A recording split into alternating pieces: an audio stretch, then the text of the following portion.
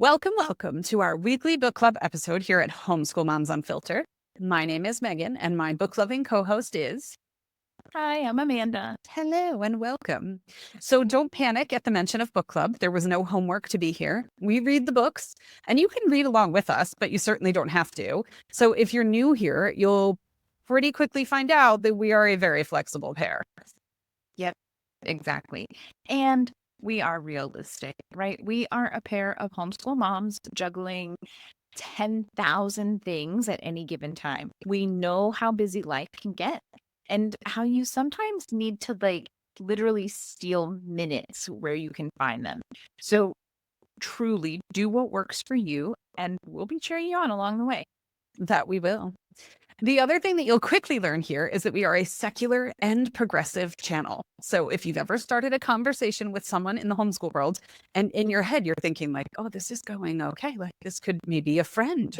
And then they bust out some conspiracy theory or start talking to you about how gravity isn't real, as if it was just a completely accepted fact. Like, well, you know how gravity is not real.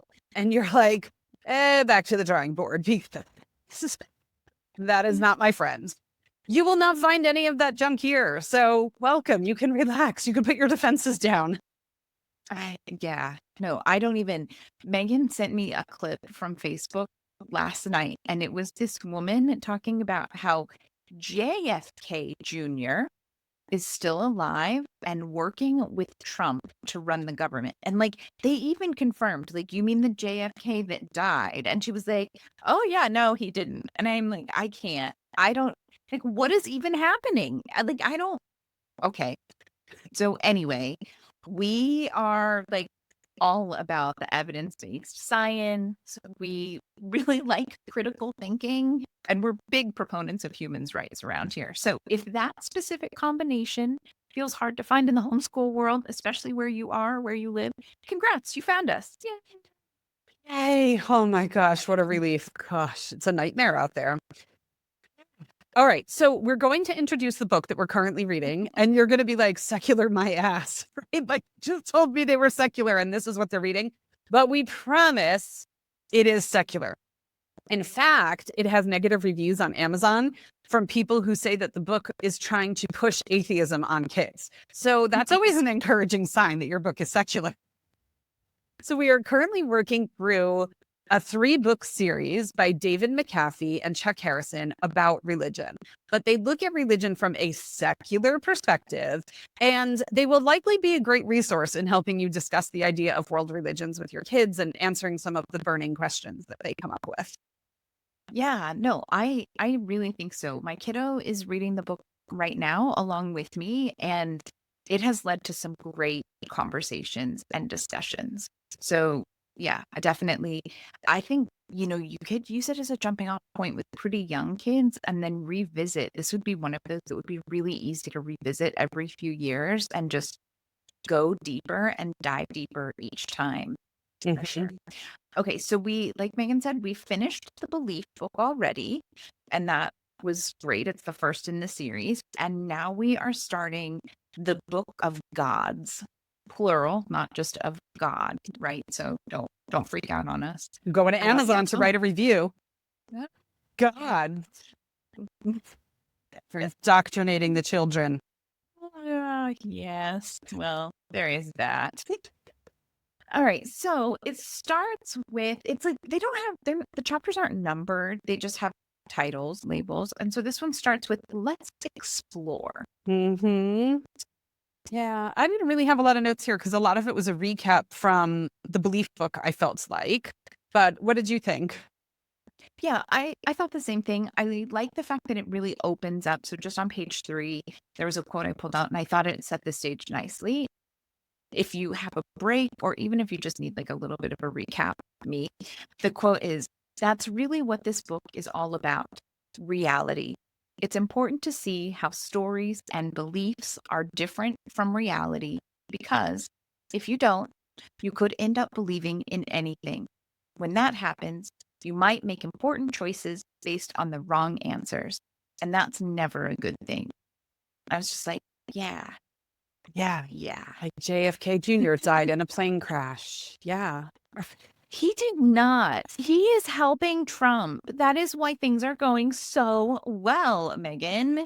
I'm like, I mean, come on. the thought behind that too, like JFK's dad was a Democrat. Like, what the? All people, I highly doubt they would be buddies. You just don't understand. Apparently. Do you see when they do like their number magic when they're like, oh, because it's got 7 letters and this with the alphabet and that's a secret code from the aliens or something? I can't when I see these videos online and I'm like, oh my God, they should be institutionalized. But anyway, so that brings us to our next idea. Yeah. Which I did not do on purpose, but it just so happened. It talks about the fact that people believe all sorts of things and we should never discriminate against anyone just because of the beliefs they hold. And I feel like this book was written in, I think, like 2016 or something like that. I looked it up before we started because I was trying to figure out which was the second in the series. But maybe he just didn't realize the level of crazy that we were going to achieve as a society by the time we were reading this today, because the people with the number math and the letter math and there's hidden messages and the JFK Jr. and all that, like, I don't have the kindest of thoughts. Yeah. I mean, I pulled up the same quote, and I guess for me, I feel like the fact that he uses the word discriminate, we should never discriminate against anyone. And so I thought it was an interesting word choice, because I think that generally speaking, I can get behind the idea of the fact that discrimination is bad for any reason. We should not discriminate. Full stop. We should work hard to not do that. The reality is we all do it in one way or another, right? There's absolutely no one who's unpacked all of that crap. But, okay, like I can get behind that. But yeah, I definitely do we have to consider everything equally valid? Right? Like I don't think that and it gets into, logical fallacies and slippery slopes and all of that jazz, right? Because at what point do you get to consider it's not as valid? But then, I was just watching a TV show that was about this dark, I don't want to say voodoo because I'm sure it's different, but it was in New Orleans, and it was dark magic about how to give yourself eternal life. And to do that, you had to kill all of these people, like a virgin sacrifice and yada, yada. I don't think that we should really be saying this is also a valid belief system. I don't, so yeah. And again, I think it's interesting. I haven't had a chance I talked in our episode that dropped a couple days ago that we are traveling this week. And so I read for this week's book club, but I haven't had a chance for my kiddo to read it and for us to have our talk like we normally do. I think the way that it's laid out is good for younger kids. I think that the way that it's laid out and described on page 6 specifically is going to be a really hard conversation to have with a deep thinking kiddo. Mm-hmm. Yeah, because I agree with your thoughts on discrimination because of the slippery slope. It's the same as everything else. It's the whole first they came for the so-and-so and then they came for the so-and-so and then they came and I didn't say anything because none of those people, and then they came for me, right? So if we're discriminating against other people, my general rule of thumb all along has been that if you are all consenting adults and you're not hurting anyone, that I really don't care for the most part what you're doing. And so that's kind of been my line in the sand as far as consenting adults and don't hurt others. And right now, what we're seeing with a lot of the stuff that's happening with the conspiracies and stuff is hurting other people because it's bled over into mainstream politics. It's no longer fringe anymore. So this was a struggle for me. So, if I was a hiring manager and someone started talking to me about what JFK Jr. is up to today at the White House, I can't say it wouldn't affect my hiring decision. And I know that's not probably even legal, but yeah. Right? It's hard because you're human. They were like, yeah, do you have pizzas on Friday? Because, pizzas are pedophilia in hiding. And I'd be like, we get square pizza. It'll be fine. But also shred, not move on to the next round of interviews. I don't, yeah, no. So, yeah, It's hard, yeah, right? it is. Oh, all right. I Sorry, go ahead. I found with this book that I had a lot of the same initial reactions. So in the first book, I put a lot of red flags of like, whoa. And then when I went back and read it, I was like, I'm not really sure what that initial like strong reaction was, because now that I've read it again, I'm like, oh yeah, that makes sense. But it was a lot of moments of like, yeah, just a really strong reaction, but not knowing exactly what it was. In this book, I had a lot of moments where I had kind of like a strong reaction, but I was really clear on like the, whoa, that's going to piss people off. Whoa, we can only imagine how a Christian would read that. I had one of those in a little while where I wrote it down and was like, do the negative Amazon reviews. Because I was like, whoo, that's going to go over like a ton of bricks, right? Mhm. All right. Then on page 7, they give us a little roadmap of what this book is all about. So it says that it's split up into 3 parts. In part 1, you get to find out how and why gods came to be. In part 2, you get to meet some of them in a trip around the world. And finally, in part 3, you'll discover how gods have helped to shape human lives for as long as we've been around. I like a good roadmap. I like to know where I'm going. I like to know the structure of things. So I appreciated that. And I feel like, in some of this, I didn't take notes. For example, when he does continent by continent review of gods, I kind of made some notes on the first couple just because it would be helpful for me in book club to kind of share the formatting of the book and what people could expect. But I didn't write every single thing down. So if you're looking to go on this journey, you have an idea of what the roadmap looks like. Yeah. Yeah. Makes sense. So the next section is called The Scary Unknown. And I just thought it was interesting. They give some examples here of how to understand what fear is, what might cause fear, what it might feel like in your body, and be able to identify that. And then it goes on page 11 to say that fear is a feeling that is needed for survival. And it continues on with questions our ancestors couldn't answer because their survival was less certain than it is in our time. So things like, what am I going to eat today? Where am I going to get the food? I mean, generally speaking, I think the majority of us don't have to go out and kill our food if we want to be able to eat today. Where can I sleep tonight? I think for many of us who are very fortunate in this society, we know that answer most of the time. And so I thought that was kind of a great way of setting up where this structure of these otherworldly beings came from was the uncertainty of life and the fear associated with survival in day-to-day life. Yeah, no, I think that's true. I pulled out also on page 11. I saw it a little differently in that I just thought, especially because this book is written for kind of the 8 to 12-year age range. Although, like I've said, I think it would be perfectly appropriate to do as like a read aloud and a jumping off point with younger kids.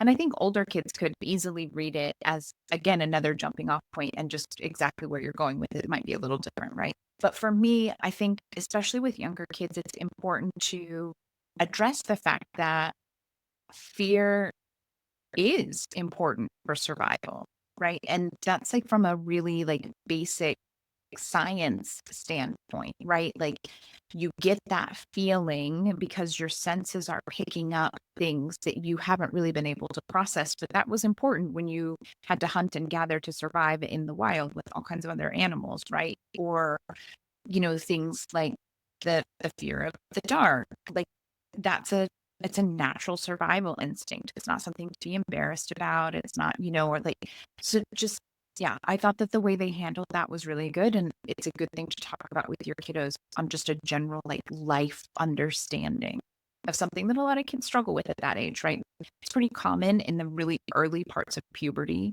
for like there to be a big spike in fear about all kinds of things. And so it's like it's well timed, I felt, with the book. Mm-hmm. Yeah, I like that. So then on page 13, there's an example, and I really just liked the way that he laid it out. So the quote says, imagine you are alive a long time ago, even longer ago than our farmer friend, which is something we just talked about. Pretend you are around thousands of years ago when they didn't have fresh water or toilets, let alone cars or smartphones or the internet. What would you be afraid of? Could believing in a God who will help protect you help you deal with this fear? And again, it's just that thing. I feel, I don't know, if you're listening to this and you haven't had these conversations yet, maybe you'll have this. If you're listening to it and you have had these conversations, I'm probably not the only one, but my kiddo has 150%, I don't know, 800% asked me, but why? Why do they believe these things? Can't they look at it and see that it's kind of ridiculous? Like, it's, and so it is helpful almost always to be able to give a situation. Like, imagine if you were in this situation and this was going on and this was going on. Wouldn't you find this helpful? And the vast majority of the time, my kid was like, oh, well, yeah. I was like, okay, well, that's where it started, right? And then it just continues on. So I thought it was a good example. Yeah, I like the way he lays it out, and there's this beautiful breadcrumb trail, and you're just reading along, and then all of a sudden you get this aha moment where we're like, oh, that's what we were building up to here, is this revelation of this thing. It's structured very well for a young reader to kind of go on that journey and then all of a sudden see the big picture and go, oh, it makes more sense now. So I like the way that they've done that. It's a well-told story. Yeah, I feel like they do a great job of that throughout both of the first two books. I would assume the third book is the same, right? And even as the adult reading the book, there are a lot of times that I'm like, I'm sure that we're getting the answer. Like, I can feel that I'm being led to the answer. I'm not sure what the answer is going to be, but I can feel that we're getting there and that we're putting all of the building blocks in place for the big, like, exactly, it's coming. Yep. Yep. Then there's a similar conversation about fear of death and a similar journey that you're on. It's a little bit shorter this time, but it also explains that. And again, to Amanda's point, we are leading to something because we'll get there in a moment, but the next section is about afterlife on this earth. So there's always a roadmap that's leading you somewhere in these books. Yeah, it is. I do want to say on page 15, there's a quote. I pulled it out for a couple reasons. It says, even though humans have learned a lot of things over the last 200,000 or so years we've been on this planet, there are still many questions we haven't answered. Some of those unanswered questions can lead to a fear of death. And so, first off, I think it's a good discussion. I think it's great to talk about it for a whole lot of reasons, right? And I like the fact that it even says, humans have been here for 200,000 years. There are a lot of Christians these days who would argue that that's not true, right? So I like the fact that it's laid out that way.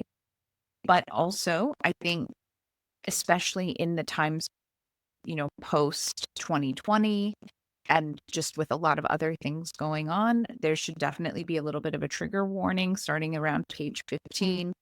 Death is a big thing. A lot of families are having to deal with it in one way or another. And this might be the book that you're like, we should get that so we have another resource to talk about it. Or it might be the book that's like, maybe now is not the time to do it because we've got some stuff going on and we don't want to accidentally step in it. That's a good point. I like it. All right. Then we have what comes after life, which is the next section. For me, that starts on 17. And they are very clear about the fact that we do not know what happens after we die. Plenty of people who can tell you what they think happens after we die. But if we're leaning into evidence-based, fact-based, scientifically proven information, we do not know what happens after we die. So that is where this section kicks off. On page 20, there's an activity. I love the fact that there's a bunch of activities in this section where kids can write something down and draw a picture. And it encourages kids to come up with their vision of what they think happens after we die. And so that is in there as well.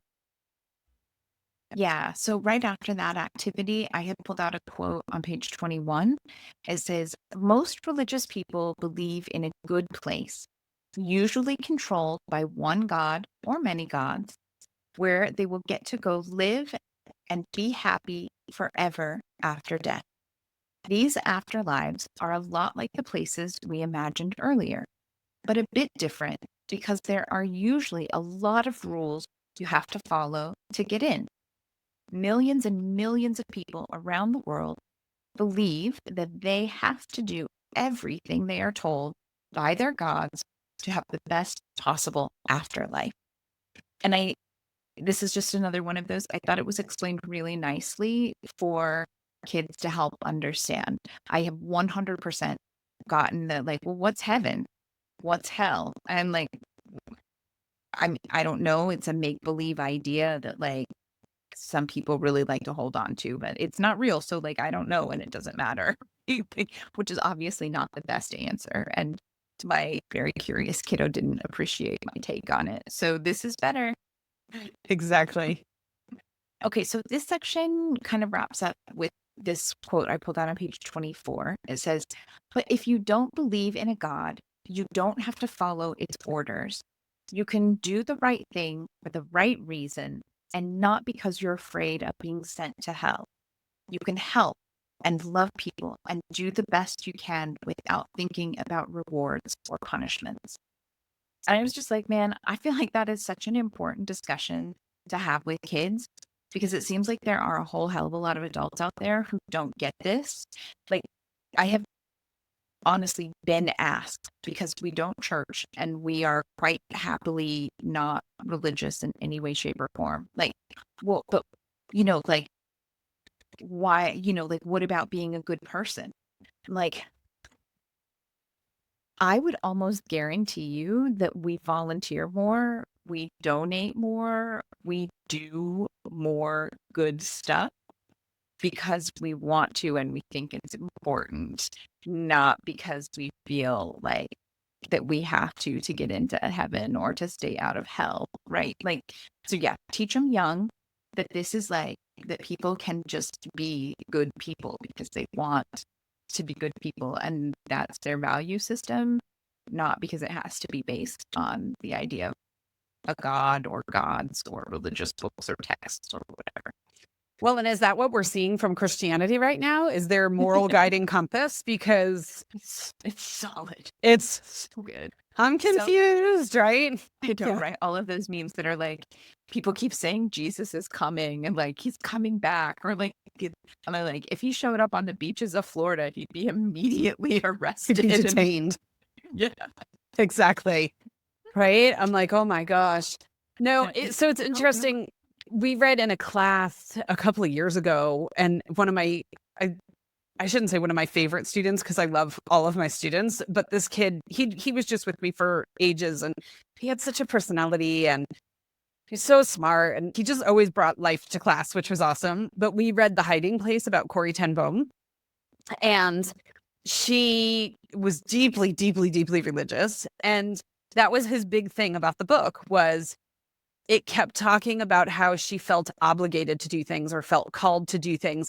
And he's like, where was just her as a human being being like, this is the right thing to do. And so what she did was incredible. I don't doubt that. But the way the book was written, it almost made it seem like she did some of the things that she did out of obligation rather than her own desire to do a thing. And he picked up on it hardcore and did not let it go and was like, not buying it. She shouldn't, this is not the right motivation for doing what she did. Yeah. But I mean, I do agree that that is one of the struggles, especially right now.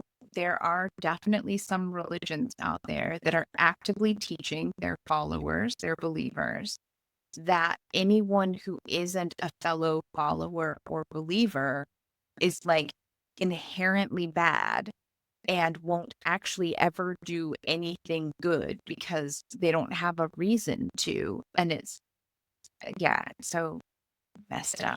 So have those conversations, y'all. Yeah. All right. So the next section is called Love from Above.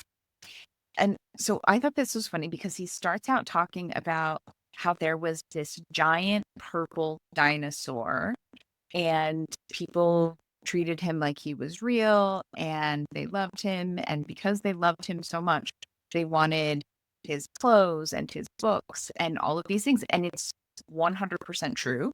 I was a little too old for Barney, but I had a younger brother who was like 6 years younger than me who loved Barney. And yeah, I mean, it was like a whole thing. Barney was a big deal back then. If you don't know Barney and you're reading this and you're like, I don't understand, there was a theme song and it went, I love you, you love me, we're a great big family, blah, blah, blah. But yeah, so the whole thing was like just this dinosaur that loves you very, very much. Exactly. Like super positive messaging. It was. Right. Yeah.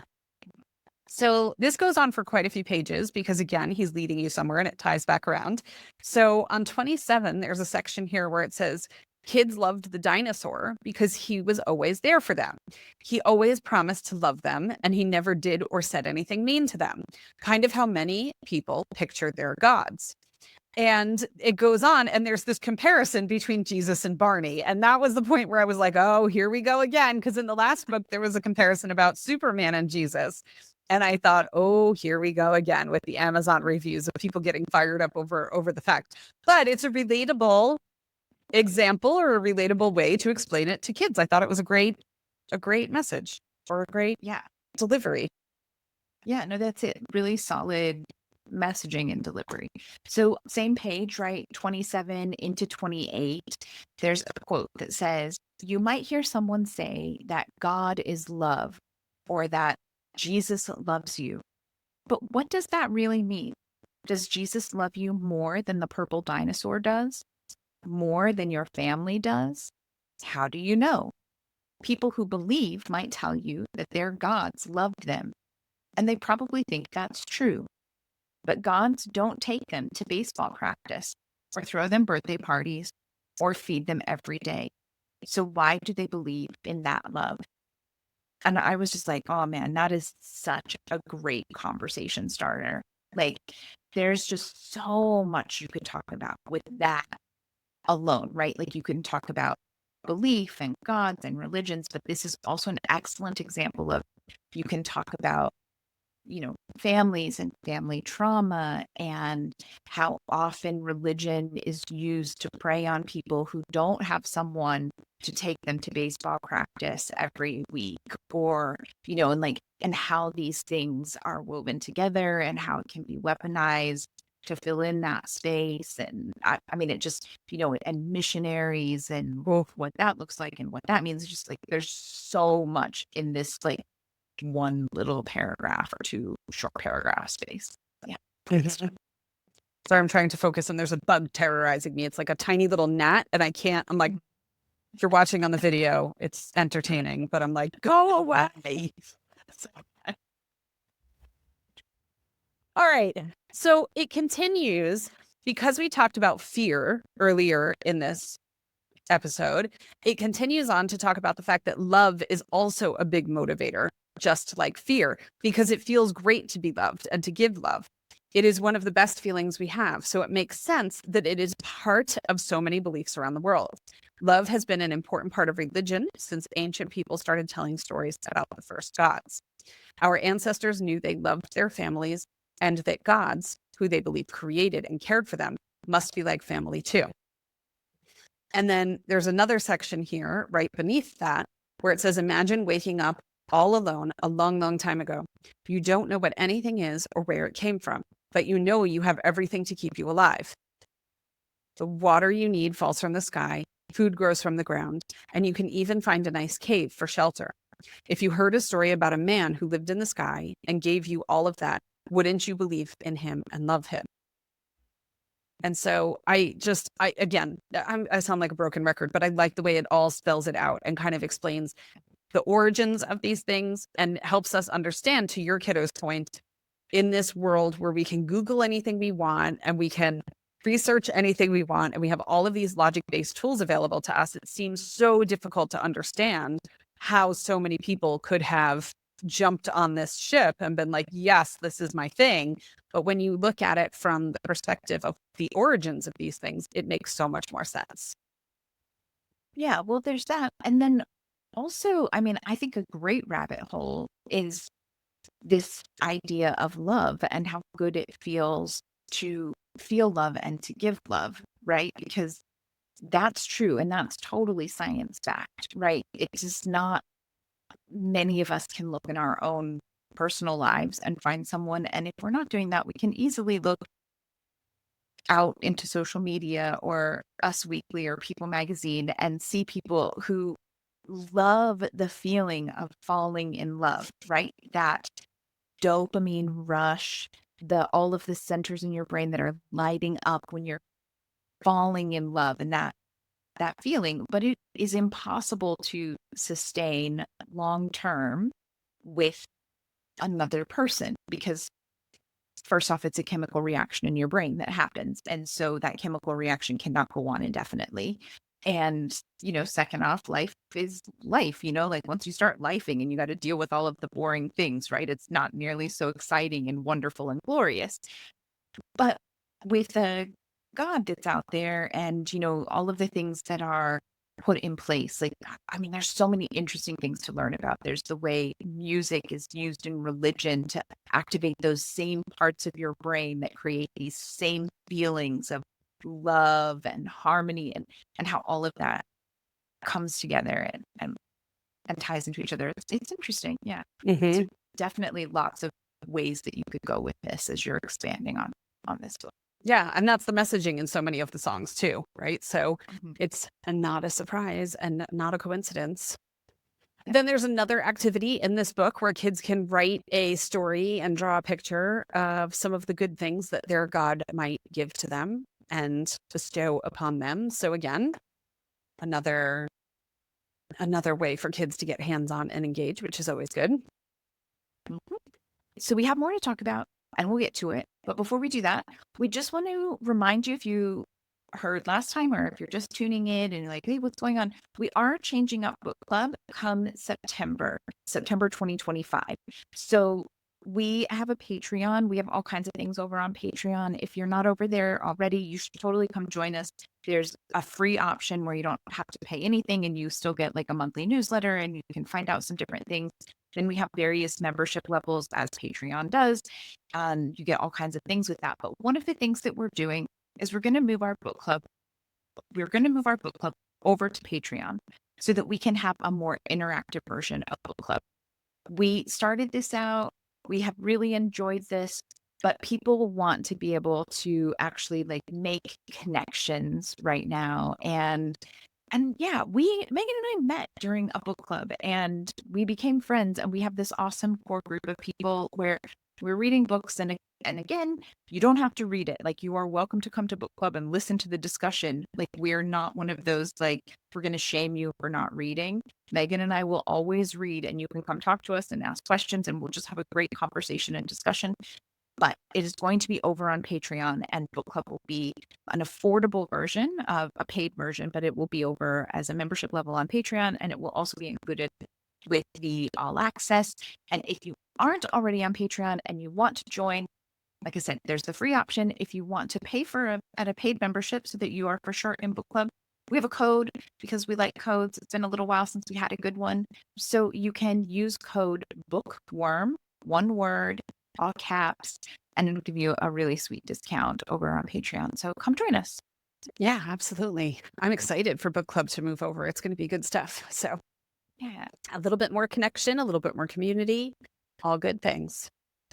Yeah. Oh, And able to go like just deeper, yeah. like we cover them and we give the highlights and we'll still do some highlight stuff on the books that we're reading for people who just want to listen. But it'll be good to be able to like really tackle like our first book is on AI and how it's changing education and why that's a good thing. And I'm not sure either one of us fully agree with that, but it'll be really good to be able to like have it not be just us, like a whole bunch of Different folks chatting perspectives. about it. Yeah, exactly. And talking through it and thinking about it. Absolutely. Sure. All right. So last section is called Gods Around the Globe. I think you Yes. have the first notes here, a couple of them.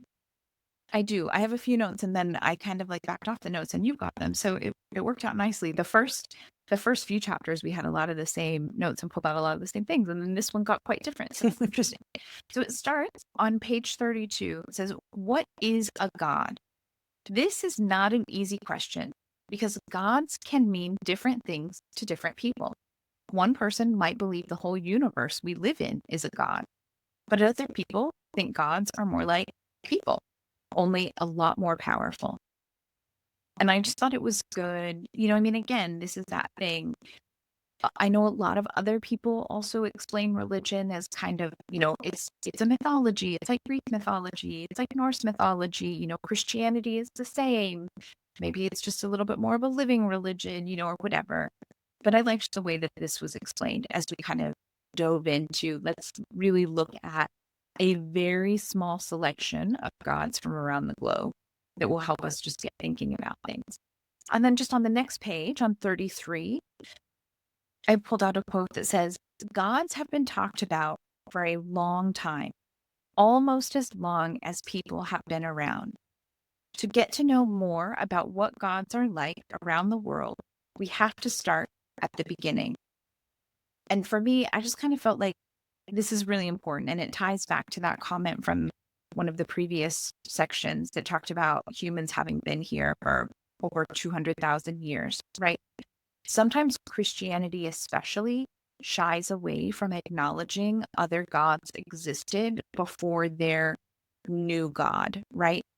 Or it says that other gods existed and you're not allowed to care about those gods anymore, but it doesn't really explain why they existed or how this evolution happened or occurred. It just gives like a rule and follow it, right? And we're real big on like critical thinking and deep thinking, and so I thought that this was again another one of those.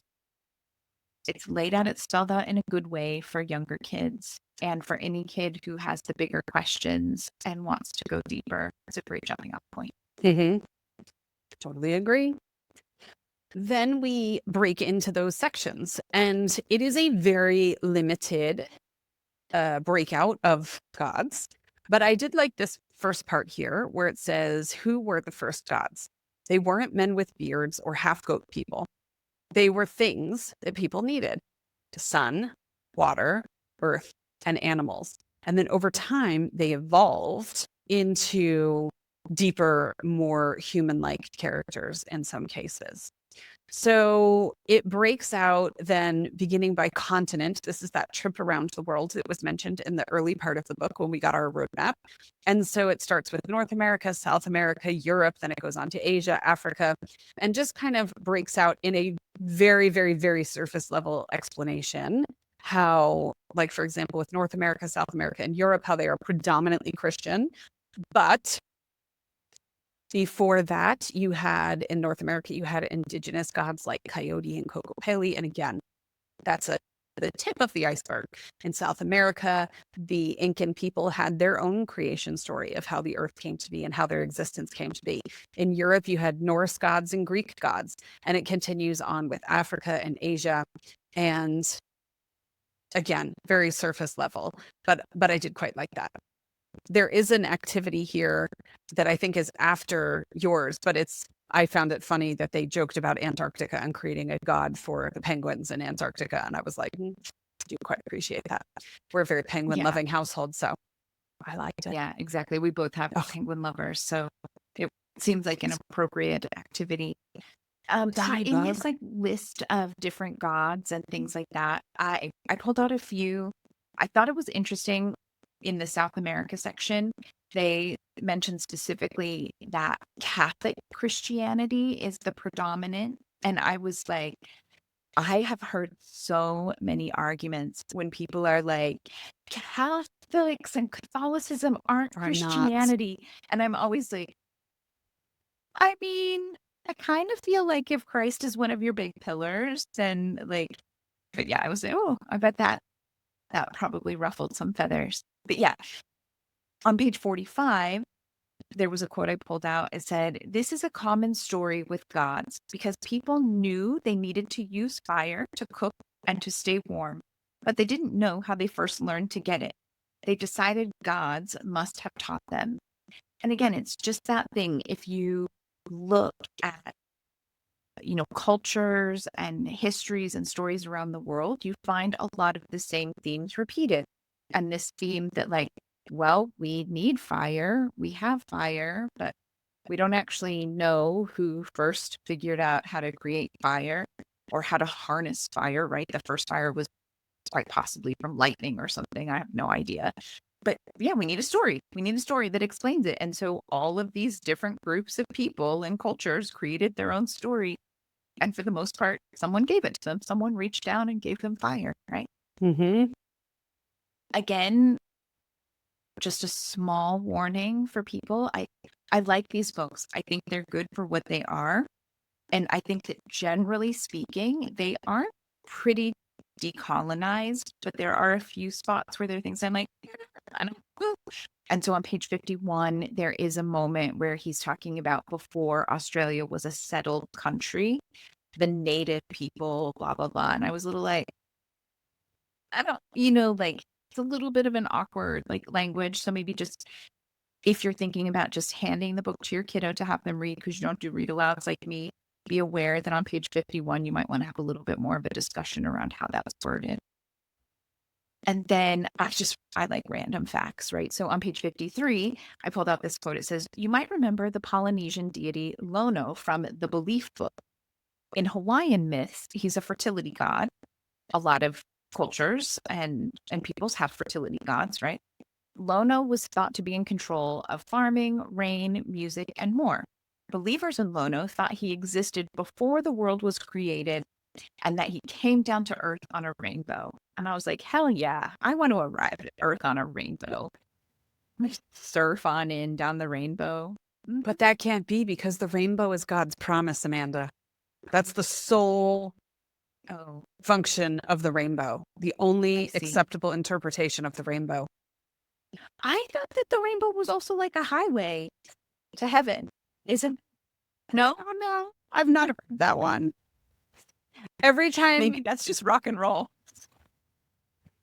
That's just the snarky response that I see on everything Pride is like, oh, so good to see God's promise on display. And I'm like, seriously?